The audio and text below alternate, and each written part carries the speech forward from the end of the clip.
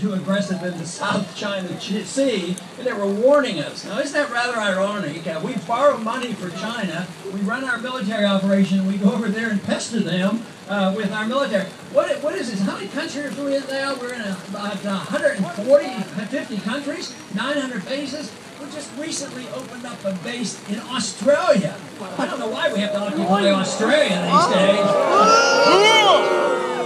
So it's pretty ironic that we are doing this. As far as I'm concerned, putting troops in vessels and pestering the Chinese right now would be similar to allowing the Chinese to come into the Gulf of Mexico or the Chesapeake Bay and declare that it's their territory.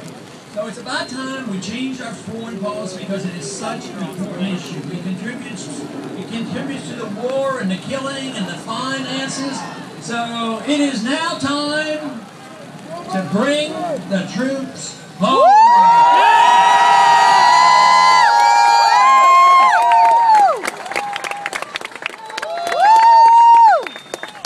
Our foreign policy is a schizophrenic foreign policy. It's on again, off again. We support one dictator 1 month and then we get rid of him. But this has been going on and on. It's just not once or twice. At one time, we were on the same side as bin Laden. Then things happened to change. One time, we supported and we were on the side of Saddam Hussein when we wanted him to invade Iran.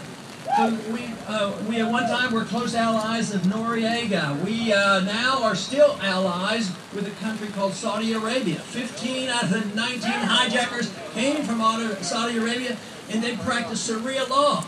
I would say that we ought to look more carefully what the founders told us and taught us and encouraged us to follow.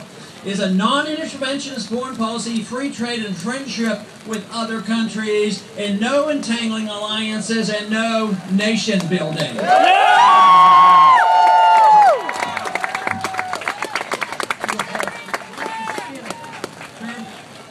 has to be turned over there.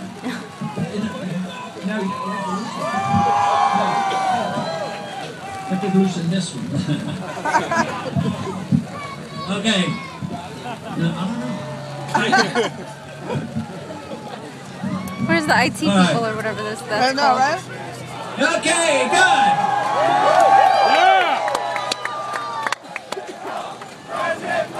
President Paul! President Paul! President Paul! President Paul! President Paul! President Paul! President Paul! It is obviously very crucial that the foreign policy changes because of the cost. In the last 10 years, we added $4 trillion to our national debt. We shouldn't be adding, even on our side of the aisle, the Republican side of the aisle has a proposal to so-called balance the budget in 30 years. Whoa!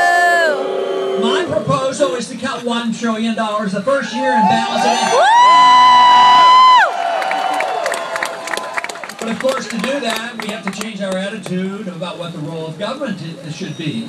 And the role of government, according to the Constitution, is not to police the world, and it's not to have a welfare state. It's designed to have the national government have very limited powers to protect liberty and provide for strong national defense. And that's it.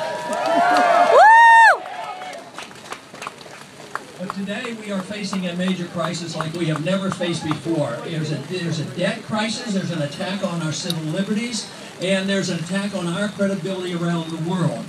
What might likely happen, and what eventually probably will happen, is when we come down financially, and we have been seen as a bully around the world, there's going to be a lot of piling on. That is why it's crucial that we change the direction of the country, change the attitude about how we operate around the world, and under those circumstances we would be seen quite differently.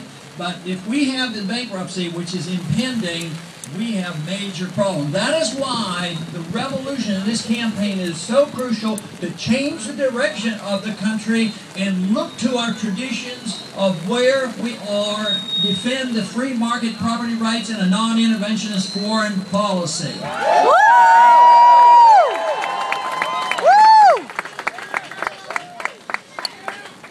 You know, in our early history, of course, we had a major undertaking overthrowing an empire. And in some ways, that is what we're doing now. I believe we have an empire